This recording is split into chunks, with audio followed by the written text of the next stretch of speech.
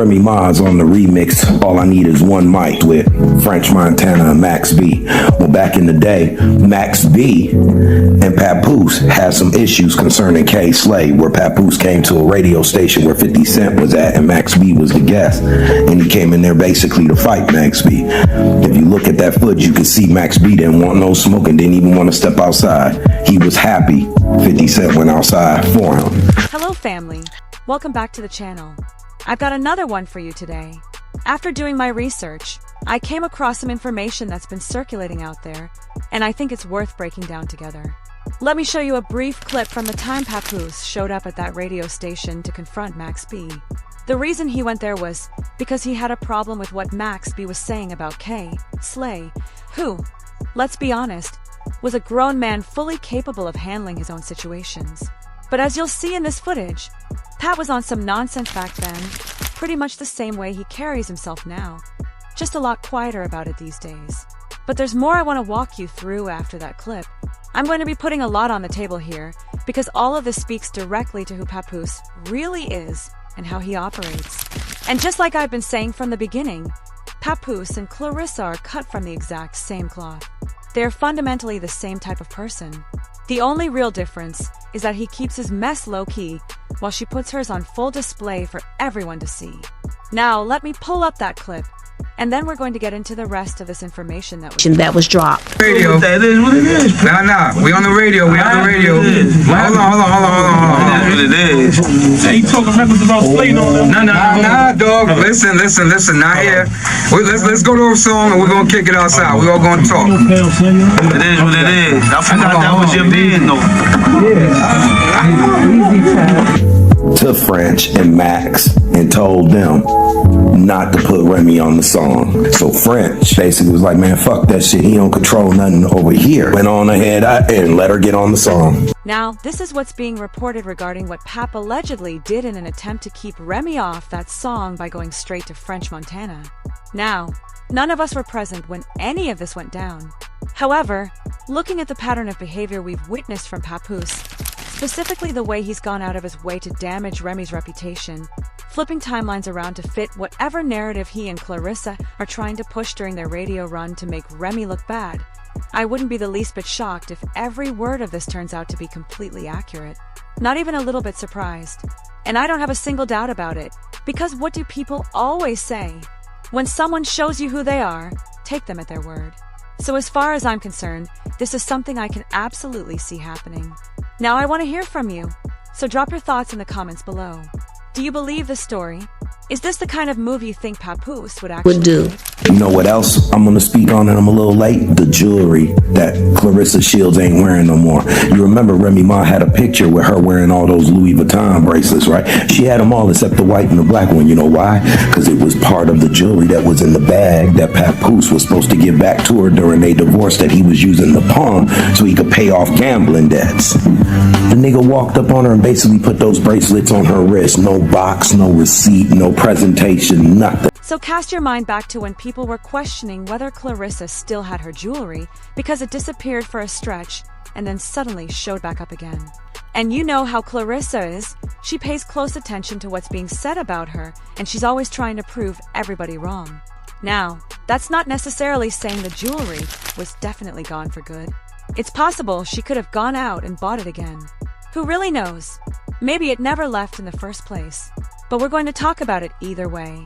Whether it was gone or whether it wasn't, we simply don't have a definitive answer on that. What I do want you to focus on is what Clarissa herself had to say about the jewelry that was given to her, straight from her own mouth and her own words.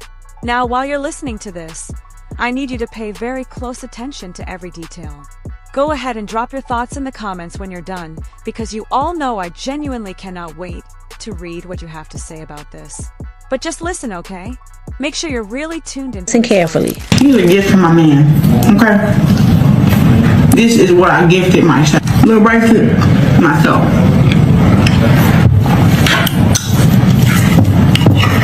I love having stuff that I ain't seen nobody wear before. Here's a gift from my man, okay? So what we do know is that Remy came out saying she had jewelry that went missing. She didn't specify exactly which pieces, and if she did mention that somewhere, drop it in the comments below. So this is definitely within the realm of possibility. And then on top of that, Clarissa resurfaces wearing even more jewelry. Now I can't say for certain whether this was the same jewelry or not. I genuinely don't know if that's what happened here. But this is what's out there being talked about, and this is exactly what I want to dig into. I want to focus on the overall behavior of both Clarissa and Papoose. Because what we do know is that Clarissa has pretty much been copying Remy at every turn. And yes, people always say that imitation is the highest form of flattery. But that saying does not apply in my mind when the person doing the imitating is someone who is connected to that woman's husband. To me, that makes it something entirely different and something very dangerous. The things we've seen her do and the way she's been carrying herself, that is not flattery in any shape or form, at least not in my opinion. So would I put it past Clarissa and Papoose for any of this to be true? Absolutely not. She popped up with braces and said her man was the one who got them for her, but I didn't notice any box or packaging that typically comes along with something like that. So am I sitting here saying that what's being reported is confirmed fact? No, I'm not saying that. What I am saying is that it very well could be true. And Remy wanted it back. So in the paperwork that they have, the clause is anything that is hers, that is owed to her, he has to give to her. And he did so. And that's why, if you notice, Clarissa Shields' jury game has been light. Because the bracelet wasn't the only thing that she was wearing that Papoose gave to her. Women who carry themselves the way Clarissa does, nothing they do would catch me off guard. It wouldn't shock me one bit if he brought her jewelry, already knowing full well it had been taken from Remy, with the mindset of I'm the one who took it, so now I'm passing it along to you. Am I claiming that's definitively what went down? No, I'm not.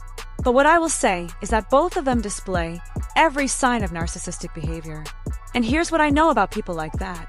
They will stop at nothing to completely take over someone else's entire life. When it comes to Clarissa specifically, and her trying to fill the role of the wife, she will go to whatever lengths necessary to keep Pap satisfied, all so she can step into Remy's position and prove to Pap that she deserves his love. And you already heard it straight from her own mouth. She said she would do whatever Pap tells her to do. His word is her command, plain and simple. So while I can't say with certainty what is actually true and what isn't, what I can tell you is that by watching how both of them move and behave, I have a very clear picture of what they are capable of. Now we're going to shift direction for a moment because I want to bring you the latest thing Clarissa has been out here saying. It puts her behavior on full display and, to me, it also gives us a window into where her head is and how she actually thinks. Listen closely to this, and as always, let me know your thoughts in the comments below. Let's get into this. Peace down. Listen, hear me out, right? I keep telling these street that I am y'all condom. Okay? I do this shit professional now with this boxing, but I was a hell of a street fighter. Still is. And I'd be so confused when a street fighter thinks she about to press me or say anything to me. I'm not one of them. I'm not one of them. You know where I live at? The gym. In any street bitch ever thinks she gonna do anything with me, she delusional. I don't care who it is. I don't care who it is, what you did, how much time you served. So when Clarissa made that comment during her latest outburst, she was actually directing it at a woman I believe goes by the name Face Shot Leah. You can see what her post says, right? She's tagging Clarissa at Zeus Network and LMI, saying she wants all the smoke and challenging her directly. And Face Shot Leah fired back saying she's putting BTA in a real fight, telling them to set it up, and making it clear she's not like the other girls who go running to call the police after a confrontation. She said she wants all the smoke, that Clarissa will never be able to match her level, calling her too soft, saying her tussling doesn't compare, and that she doesn't hit as hard as her. So from the looks of it, this woman is a seasoned street fighter who is genuinely looking to compete with Clarissa, but this isn't your typical matchup situation. She has no interest in putting on gloves. She's calling for bare-knuckle fighting, no protection involved. She also seems to believe that Clarissa simply won't be able to hold her own, and her reasoning goes back to how Clarissa performed during that MMA match, and the fact that after that fight, she never stepped back into that arena again. Now I'm going to let you see exactly what Leah had to say, but first let me pull up a little bit of that MMA fight for you real quick. It's going to go quiet for a moment while I show you that footage. Big shots here against Shields with only 20 seconds to go. So as you can see right there, that is Clarissa on the bottom. She could not get herself out from under this woman who was clearly getting the better of her in that fight. And it really looks like she was being fully pinned down with no way out. So this is exactly the kind of thing Face Shot Leah is referring to when she's making her challenge. Now let's go ahead and hear directly from Face Shot Leah and what she has to say about all of this. That don't look like no broke to me. Shotty on her back getting belt to her. Come on now, what you think gonna happen when them gloves come off? Don't play with it. I will smoke the fuck out of you. We ain't got a box. We ain't got a box. You want to get on the mat, you want a street fight, whatever you want to do. You're not going to do nothing with me. So here we are once again, with Clarissa doing what she does, throwing out threats toward yet another person. At first glance, it seemed like she might have been firing back at Remy. However, after taking a closer look at Clarissa's post, it becomes clear that she's actually responding to Face Shot Leah, because Leah has been tagging her repeatedly, and it appears the message finally got through, prompting Clarissa to respond. But here's the question I keep coming back to. Given the position Clarissa is supposed to be in as a so-called professional, should she really be engaging with someone who is a street fighter? Drop your thoughts in the comments, because here's the reality of the situation. If this young woman gets the upper hand and walks away with a win against her, it is going to do even further damage to a career that is already on shaky ground. In my opinion, I don't believe Clarissa is going to be getting any legitimate boxing matches. It seems like she has essentially been pushed to the side without anyone officially saying so, because she has told us on multiple occasions that a fight was supposed to be coming, and yet we are still waiting. So it makes me wonder whether she's considering taking this street fight out of pure desperation. That's the real question here. And this is the consequence of attaching yourself to a married man and then feeling bold enough to taunt his wife, go at her publicly, and then turn around and antagonize the very supporters who have now distanced themselves from you because of the way you've been acting. Her conduct time and time again proves to me that she is not the greatest woman of all time, regardless of what she claims. Now, most professional boxers have had random people with no boxing background try to call them out at some point. That's just something that comes with the territory. People talk and make noise. But what stands out here is that Clarissa actually appears to be entertaining this woman's challenge and looks ready to accept it. That's the vibe I'm getting. And once again, this goes back to the decision to get involved with Pap, because everything that man touches seems to fall apart.